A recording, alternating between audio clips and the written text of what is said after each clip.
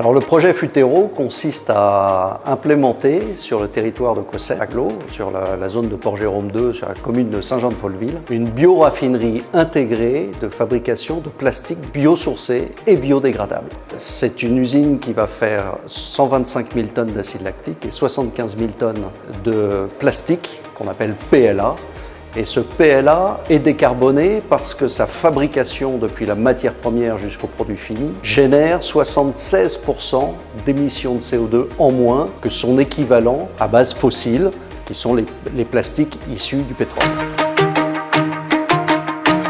Décarboner l'industrie, c'est d'abord trouver un endroit pour s'implanter. Ça veut dire un site. Aujourd'hui, trouver du foncier est difficile. Le projet de Futero, c'est 26 hectares. Il faut trouver 150% de compensation. Donc l'accès à du foncier disponible et connecté au niveau des utilités, que ce soit le gaz, l'électricité, connecté au niveau des services. On a besoin de main-d'œuvre et de compétences locales importantes.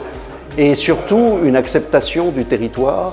Et ici, je crois qu'on a trouvé sur ce territoire un lieu assez idéal, à la fois connecté, à la fois qui permet une logistique extrêmement flexible. On va pouvoir avoir du bateau, on va pouvoir avoir du train. Évidemment, on va avoir un peu de camion, le moins possible, mais quand même un petit peu.